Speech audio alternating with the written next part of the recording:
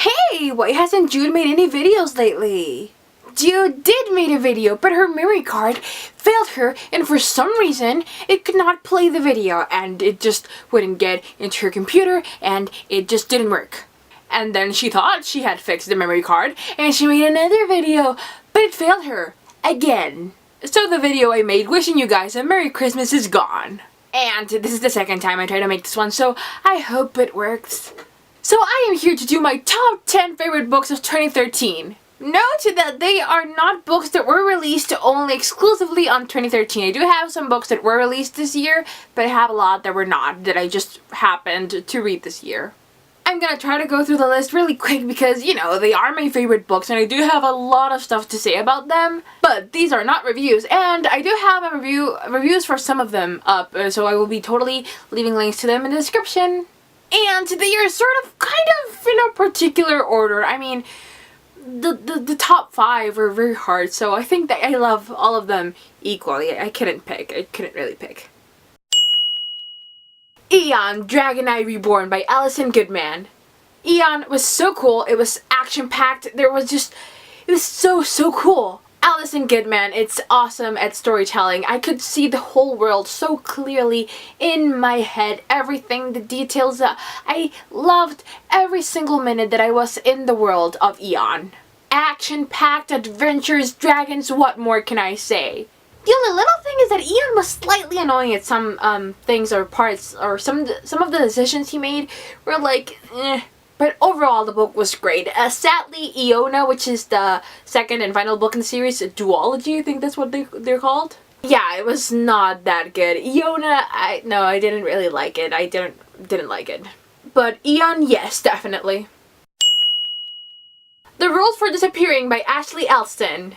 This book was such a pleasant surprise for me this year because I picked it up thinking it would be a normal contemporary, but it was a mystery book and it was just fun, cute, mysterious, and I don't know, I enjoyed it so much. I had such a good time reading it.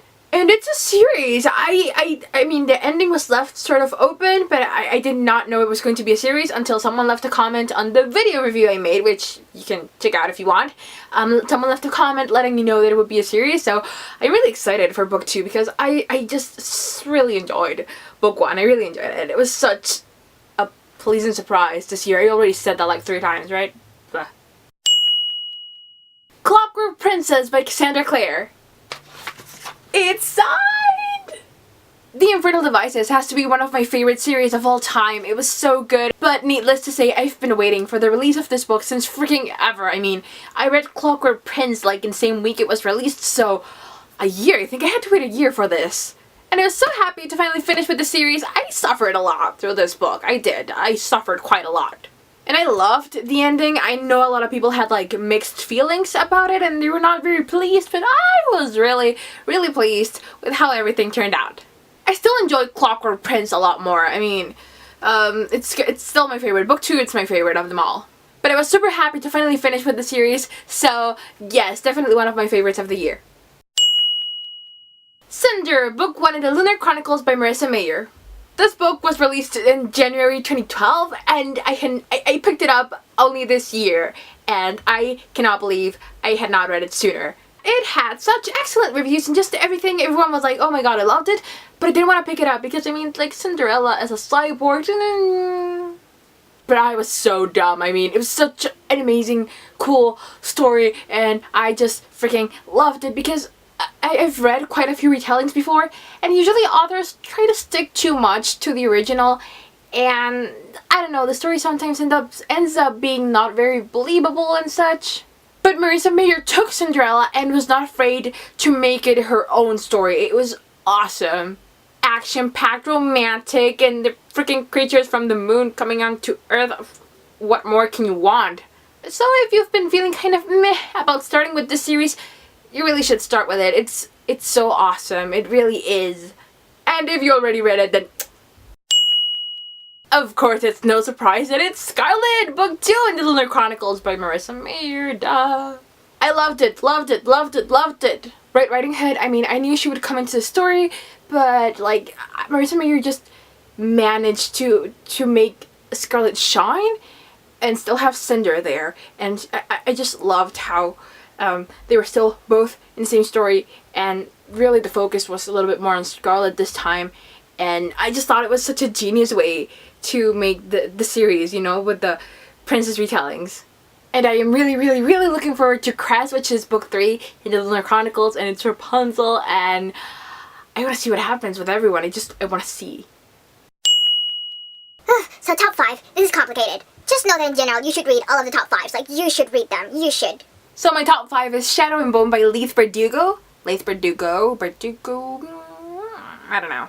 I also have a video review up for it, and I really enjoyed it. The whole world was so fascinating and amazing, and it took a little bit of time to get into it because of all the weird names and stuff.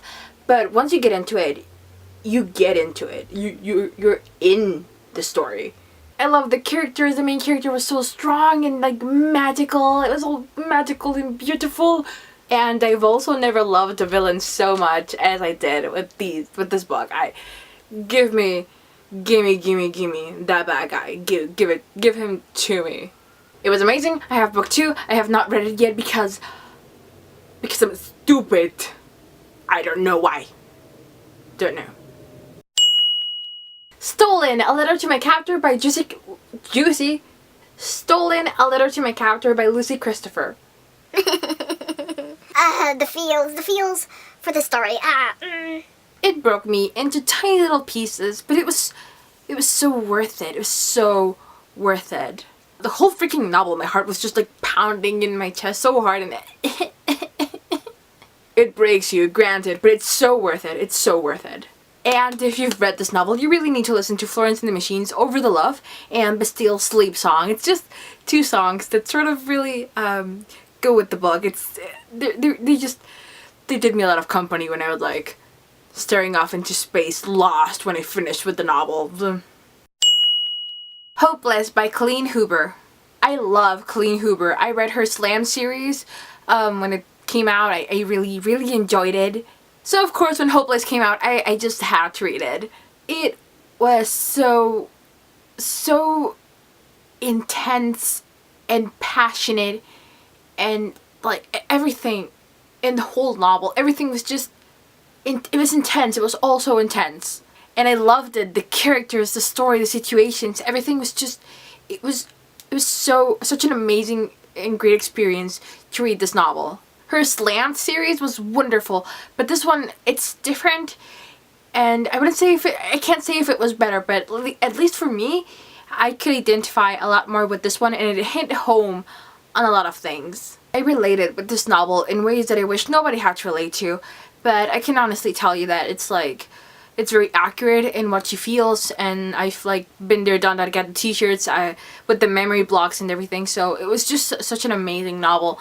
And I'm just happy that stories like this are out there because it personally helped me through my recovery.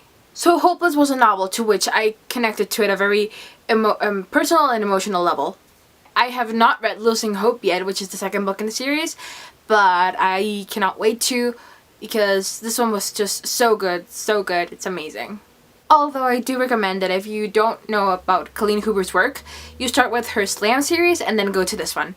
And if you have not read this one yet, then you really need to. Number 2 is The Fifth Wave by Yancey.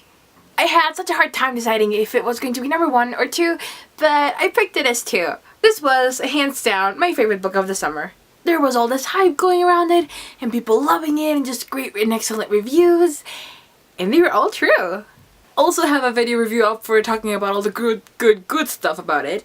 And like I said in the review, it's like, it was not like super original, but Yancey owned it. He totally owned the alien story, and my heart was pounding. It was exciting, it was thrilling, and my mind sort of collapsed, and I thought I knew things, and I really didn't. I didn't know nothing. I know nothing. It was just such an excellent book. And number 1, my favorite book that I read in 2013 was Will Grayson by John Green and David Levithan. I loved that book so much. I listened to the audiobook, and It was one of the best. It's the best audio. What am I saying? It's the best audiobook I've ever listened to in my whole life. And I honestly think that even if you don't like audiobooks or if you already read it, you should totally listen to it. It's so worth it. It's just so well done. I don't have a review for it, but I plan on making one. I cannot believe I don't have one. I laughed so much and out loud. I cried. I just, everything, all of the emotions were packed in this little novel, and David Levithan and John Green simply wrote beautifully both Will Graysons, and I loved it. Every single aspect of it. I genuinely loved it. I listened to the audiobook and then I read the ebook, and I want to get my own physical copy, but I want it with the Australian cover because it's pretty damn cool. It was such an amazing book and definitely made John Green and David Levithan one of my favorite authors of all time. If you have not read it, you are seriously missing out. It's great. And those were my top 10 books of 2013. Some other books that are definitely worth mentioning are Uses for Boys by Erica Lorraine which was beautifully written, like so poetic. The Perks of Being a Wallflower by Stephen Chbosky, which was a great novel, helped me a lot also through my recovery. But the movie's flawless and beautiful, and I'm not sure, I don't think I'll ever read the book again, but the movie you have to watch forever and ever. Picture Perfect by Alison Goodman, which is book 1 in the Picture Perfect series actually, and it was a great book. I loved the story, but I feel like the writing could have been improved, and there were some things that could have been developed a lot more, but in general it was just a great book. And Subject to Change, which is book 2 in the series, and actually this novel, it's clear that Alison Goodman improved in her writing, but in general I think I liked Picture Perfect better in terms of the storyline. So those were my favorite books of the year. So 2013 was quite an interesting year for me. It was like really black and white. I was either loving the books I read or just hating them with all my guts. I marked so many DNFs this year. I didn't finish so many, more than I've ever marked as not read, and I will never finish them. They were just so bad. But the books I liked, I loved. Like Will Grayson, like the first way, every single one I just mentioned. It was just, they're amazing. They were just so amazing. So it was a pretty awesome year in general in books, and I cannot wait to see what new releases are coming in for 2014. So do let me know in the comments which books that you liked this year, your favorites, top 5, top 3, top 10, just let me know. It was just an awesome year in general, and I cannot wait to make more videos in 2014 and share the books I love with you guys. So do let me know in the comments, and I'll see you guys in the next video. Bye! We have a special guest tonight. Say hi. No. Who are you? Irvin. Your favorite books of the year? Charles Bukowski. Vad man kan här få göra. That's it. That's it. The only one I'm gonna read all through. Only one? That I did read. Okay. And Pulp from him too. Pulp. Yep. Awesome. Anything else you'd like to add? Not really. No? Then say bye, Irvin. Don't say my name like that. Say bye, Irvin. Goodbye, Yuri.